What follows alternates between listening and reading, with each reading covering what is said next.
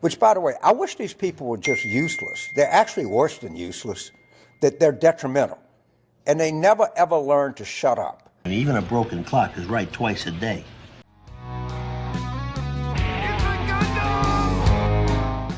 "2024 was a hallmark year for the most polarizing election season in recent memory," Floppy agrees. Now, if you only listen to MSNBC, you would have thought that it was 1940s Germany. But instead of actual Nazis, you had edgelords triggering leftists by saying controversial things like, "There are only two genders." Stop them! Or, "Let kids be kids."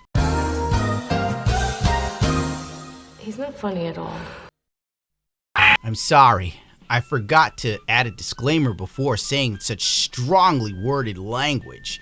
I'm sure my partner manager will text me within the hour about my bigoted offenses and how they can't help me with my review. Frankly, anyone shy of the far left was seen as a villain. Even centrists weren't safe from scrutiny either. If someone in the center said, "Hey, I'm not voting," they were labeled as being just as bad, if not worse, than MAGA. Celebrities like Mark Ruffalo had tantrums about Elon Musk.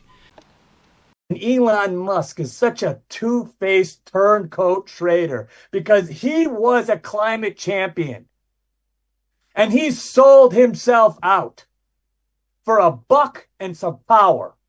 The Avengers want you to vote blue no matter who. It is our pleasure to come together and to get the vote out this election. Come on. Yeah, how can we be of service? Well, how about we start with what our voting plans are going to be, who we're going to bring to the polls with us, that sort of thing. I think Kamala Harris needs a catchphrase. Ooh, yes, definitely a catchphrase. How about this? I'm just off the top of my head.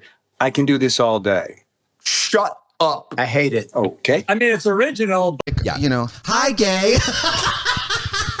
It was an interesting time of absolute moronicism on all sides. Donald Trump blowing kisses to Hulk Hogan has lived rent-free in my head ever since I saw it. But frankly, for all the celebrities and endorsements that were lavished on the Democratic Party, it was all to no avail, and their prayers would receive no remuneration because the Red Emperor returned to power. In the wake of the spray-tan godling of the puckered lips, MSNBC began to cancel many of their shows that did nothing but broadcast copium 24/7 to empty hospital waiting rooms and my aunt's kitchen. More bad news for MSNBC as they hemorrhage viewers and are now losing to News Nation in weekend ratings battle. Amid plummeting ratings since Donald Trump election last month, several of the liberal cable news networks' programs on Saturday finished behind the centrist cable news upstart in the key 25 to 54 demographic. Following Donald Trump's election victory last month,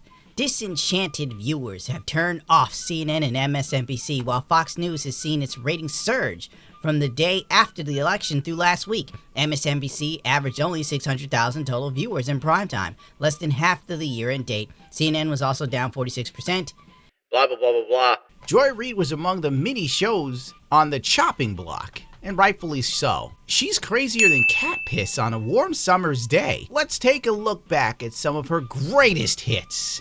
And we begin our final sprint, having arrived at that point in the election season where basically we on this side of the TV screen have said all we can. We've laid out the stakes in this crucial election, where one side stands for freedom while the other meets the textbook definition of fascism, namely a far-right dictatorial regime like Hitler's Germany or Franco's Spain or Mussolini's Italy, but also white-ruled South Africa before Mandela and the black majority took control, or Vladimir Putin's Russia, Viktor Orban's Hungary, or Nicolas Maduro in Venezuela today, that suppresses the rights of women and minorities, uses the military to execute the whims of a strongman dictator, and controls and suppresses the press, education, the arts. Can you imagine how many lives this is going to be saving? As you can see, Trump is essentially the Red Skull. The fact that this even aired is actually wild, which explains the irrational fear most people had of Donald Trump, who basically, for the most part, has the worst spray tan in human history. How you could fear such a human is beyond me. Are you comparing Trump to Hitler? Well, I guess only time will tell, because... Do you think that's kind of inappropriate, though, to call Donald Trump, Hitler, a man that's responsible for some of the worst atrocities in recent history. That was his father's friend. Trump's own daughter is Jewish. He's been to the Western Wall. He's been to one of the most holy sites of Judaism here in New York City. I don't think anything he's actually done has shown that there's any reason to think that he's a Nazi. What do you think makes Trump like Hitler? His mentality. His mentality? Yeah. In what way?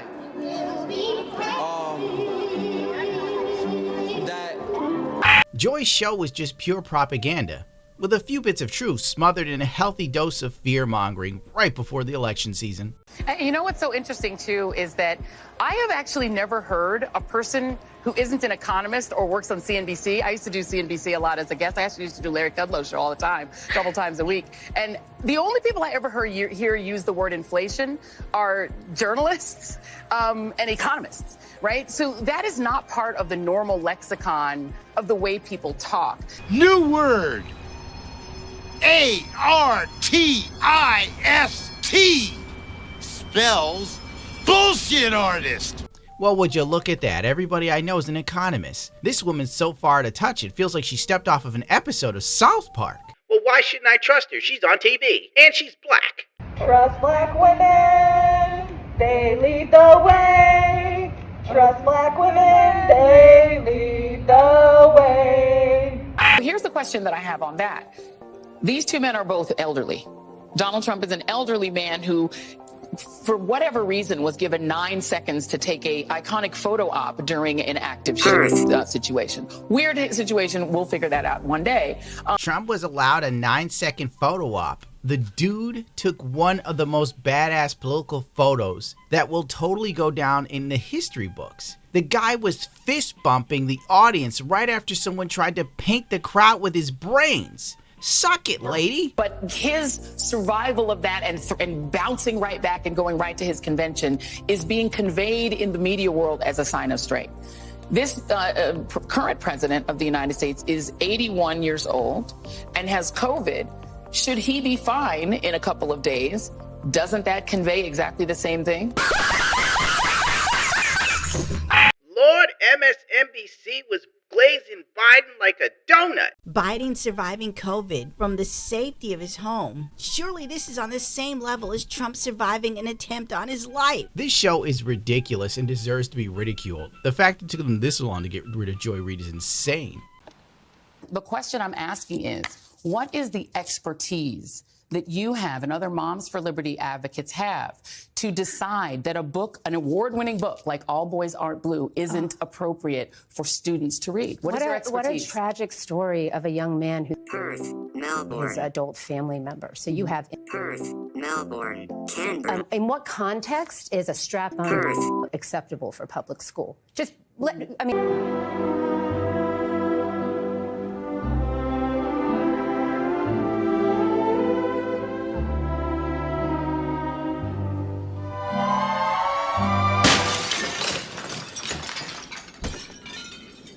If this is one of the books that Joy Reid was claiming that MAGA and the Republicans are trying to censor, I see why. I wouldn't want my kids reading this either if I had them at a young age. Holy hell.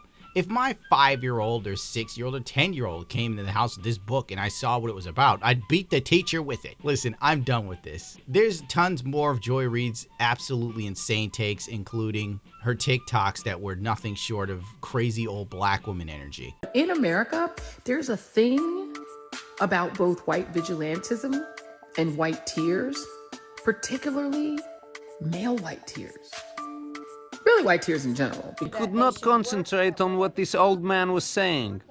But let's just move on. Joy Reid was obviously fired, and she started to cry on social media, which is ironic with the amount of time she talked about fragile Republican or male tears, or something like that. Whatever, let's just go. My show had value, and that, I'm sorry, that what I was doing had value. And in the end, I'm sorry, I try not to cry on TV. And I say this is kind of like me on TV, so I apologize. And then it mattered. I see Karen. This woman is out of her damn mind. I thought my show had value. For what little I've seen, your show was wild. It was absolute propaganda. Like, ridiculous levels, lady. You should be ashamed of yourself. But you're paid to do a job, so I guess congratulations, you're richer than I'll ever be. Well, I'm sure after watching all these videos you love everything about her, and she appears to be as unhinged as most political people are today.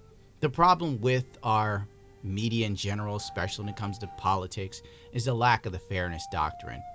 One would hope that Trump would reinstate it, but no one will.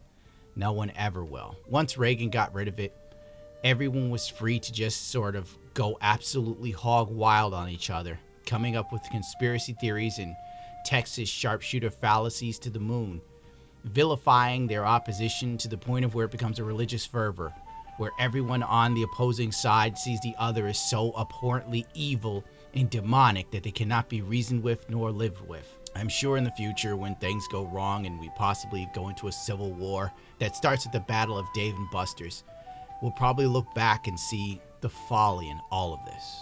Or maybe not. Oh well. Here is Joy Reid's replacement, a gay black Jew. I'm joking, he's just gay and black. Well, he could be Jewish, who knows. And he seems to be more of the same, just in a different package. He has a hard time running against Vice President Harris because she's a black woman. You remember actually when he would tussle with the women that would ask him questions, our colleagues on the White House beat. Reporters. They just ticked a few more diversity quotas, and well, good on you, MSNBC. So in the long run, nothing really changes. It never does. It's just my job to make you aware without putting you in total despair. I want you to do well, even when I'm gone. So, adios, muchachos. For the Emperor, for Sanguinius.